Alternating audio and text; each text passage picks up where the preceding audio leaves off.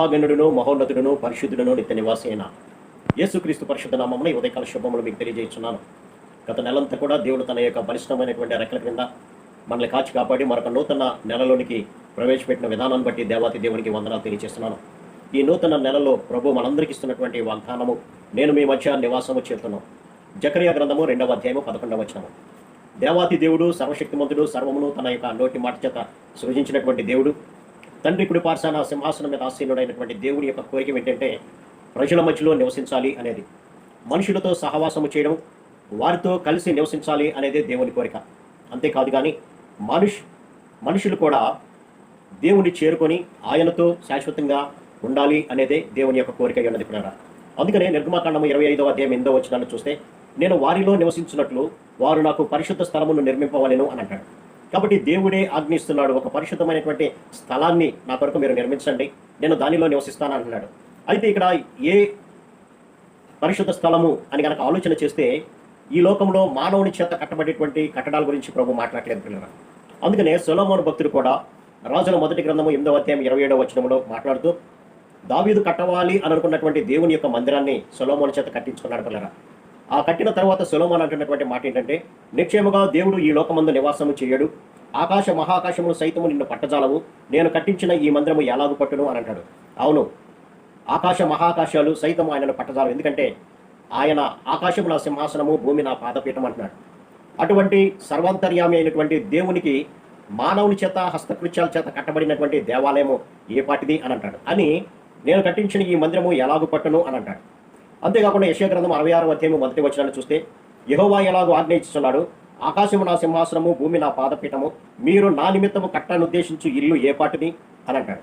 కాబట్టి దేవుడికి మనము కట్టేటువంటిది ఈ లోక సంబంధమైనటువంటి రాళ్లతో సిమెంట్తో కాదు, కానీ ప్రతి వ్యక్తి యొక్క హృదయమే దేవుని యొక్క మందిరముగా, దేవుడు నివాసం చేసేటువంటి ఆలయముగా ఉండాలని ప్రభు కోరుకుంటున్నాడు.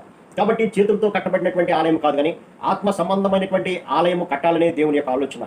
అంటే ఆత్మ సంబంధమైనటువంటి ఆలయం అంటే ప్రతి మానవుని యొక్క హృదయము దేవునికి పరిశుద్ధమైనటువంటి ఆలయముగా ఉండాలని కోరుకుంటున్నాడు. అందుకనే నిర్గమాకాండం మీద చదివినట్లుగా, నేను వారిలో నివసించినట్లు వారు నాకు పరిశుద్ధమైనటువంటి స్థలాన్ని నిర్మింపవలెను, అనగా పరిశుద్ధమైనటువంటి హృదయము, పరిశుద్ధమైనటువంటి శరీరము కావాలి నాకు అని అంటాడు ప్రభు. కానీ మానవుని కనుక మనం ఆలోచన చేసినప్పుడు, మానవుని యొక్క హృదయము చెడుతనంతో నిండి ఉన్నట్లుగా, మానవుని యొక్క హృదయము ఘోరమైనటువంటి దుష్కార్యాలతో నిండి ఉన్నట్లుగా మనం గమనించవచ్చుకున్నాడు. కాబట్టి మానవుని యొక్క అటువంటి ఘోరమైనటువంటి పాపపు స్థితిలో ఉన్నటువంటి దాంట్లో దేవుడు నివసించలేడు. కాబట్టి ఆ పాపాన్ని మనం ఎప్పుడైతే ఒప్పుకొని విడిచిపెట్టి ఆయన రక్తము చేత కడగబడతామో, అప్పుడు మన యొక్క హృదయము పరిశుద్ధపరచబడుతుంది, దానిలో దేవుడు నివసించడానికి ఇష్టపడుతూ ఉంటాడు పిల్లలు. అందుకనే 1 కొరింథీ 3వ అధ్యాయం 16వ వచనాన్ని కనుక మనం గమనిస్తే, మీరు దేవుని ఆలయమై ఉన్నారని, దేవుని యొక్క ఆత్మ మీలో నివసించుతున్నాడని మీరు ఎరగరా అని, దేవుని ఆలయము పరిశుద్ధమై ఉన్నది, మీరు ఆ ఆలయమై ఉన్నారు అని అంటాడు. కాబట్టి దేవుని యొక్క ఆలయము పరిశుద్ధమైనదిగా ఉండాలని దేవుడు కోరుకుంటున్నాడు. ఎందుకంటే ఆయన పరిశుద్ధుడు కనుక మీరును కూడా పరిశుద్ధంగా ఉండుడి అని ప్రభు మనల్ని హెచ్చరిస్తున్నాడు. ఆ పరిశుద్ధత ఎక్కడి నుంచి వస్తుందంటే ఆయన యొక్క రక్తంలో మనం కడగబడినప్పుడే వస్తుంది పిల్లలు. కానీ మానవుడు పాపము చేత, అపరాధము చేత మానవుడు దేవుడి నుంచి దూరం అయిపోతే, ఆ దూరం అయిపోయినటువంటి మానవుడిని తిరిగి పరిశుద్ధపరచడానికి ఆయన తన యొక్క రక్తాన్ని చిందించాడు. కాబట్టి ఎప్పుడైతే ఆయన సన్నిధికి చేరి మనము మన ప్రతి అవిధేయత పాపాన్ని ఒప్పుకొని విడిచిపడతామో, ఆయన కనికరాన్ని పొందుకొని ఆయన మన ప్రతి పాపాన్ని కూడా శుద్ధి చేస్తాడు. అప్పుడు మన యొక్క హృదయము దేవుడు నివసించేటువంటి ఆలయముగా మార్చబడుతుంది. కాబట్టి దేవుడు చెప్తున్నటువంటి మాట, నేను మీ మధ్య నివాసము చేస్తాను అని అంటున్నాడు. ఆ నివాసానికి అనుగుణమైనటువంటి హృదయాన్ని, ఆ నివాసానికి అనుగుణమైనటువంటి శరీరాన్ని మనము ప్రభువుకి అప్పచెప్పినప్పుడు ఆయన మన మధ్యలో నివసించడానికి ఇష్టపడుతున్నాడు. అందుకనే మీరు దేవుని యొక్క ఆలయమై ఉన్నారు, దేవుని యొక్క ఆత్మ మీలో నివసించుతున్నదని మీరు ఎరుగరా అని అంటాడు. ఎప్పుడైతే దేవుణ్ణి ఆహ్వానించి ఆయన మనలో నివసించడానికి మనం ఇష్టపడతామో, మన జీవితంలో జరిగేటువంటి కార్యం ఏంటంటే, ప్రకటన గ్రంథము 21వ అధ్యాయం 3వ వచనం చూస్తే, ఇదిగో దేవుని నివాసము మనుషులతో కూడా ఉన్నది, ఆయన వారితో కాపురముండును, వారు ఆయన ప్రజలయుందురు అని అంటాడు.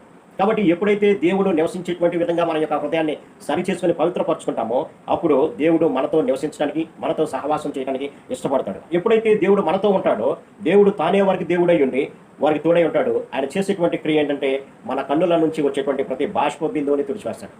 అంతేకాకుండా మరణం అనేది ఉండదు, దుఃఖం అనేది ఉండదు, ఏడ్పు అనేది ఉండదు, వేదన అనేది ఉండదు కూడా. కాబట్టి దేవుడు మన మధ్యలో నివాసం చేస్తే, లేదంటే దేవుడు మన యొక్క జీవితాల్లో కనుక ఉంటే, మనకు వచ్చేటువంటి ప్రతి బాష్ప బిందువు అంటే దుఃఖం కానీ, ఏడ్పు కానీ, వేదన కానీ ఏది కూడా లేకుండా నెమ్మది కలిగినటువంటి స్థితిలో మనల్ని ప్రభు ఉంచుతాడు. కాబట్టి దేవునికి నివాసయోగ్యంగా మన యొక్క హృదయాలను ఉంచుకుందాం. తద్వారా ప్రతి విధమైనటువంటి వేదన నుంచి, ప్రతి విధమైనటువంటి బాష్ప బిందు నుంచి మనం విడుదల పొందుదాం. అట్టి కృపా పరిశుద్ధాత్మ దేవుడు మనందరికీ దయచేయండి గాక.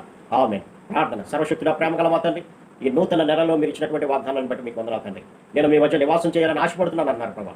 మీరు మా మధ్యలో కనుక ఉన్నట్లయితే, మీరు మా హృదయంలో ఉంటే, ప్రతి బాష్ప బిందువు, వేదన, బాధ, శోధన సమస్తాన్ని తీసివేసి నెమ్మదిని, సమాధానాన్ని ఇస్తానని వాగ్దానం చేశాను ప్రభా. కాబట్టి మా హృదయాలను మీ తట్టు ఎత్తుకొని మీకు ఆలయంగా దాన్ని మార్చుకొని పరిశుద్ధమైన జీవితం జీవిస్తూ మీరు ఇచ్చేటువంటి నిత్యరాజ్యం పొందే భాగ్యం ప్రతి బిడ్డకు దయచేయమని యేసు నామమున అడిగి వేడుకొంచున్నాను తండ్రి. ఆమేన్.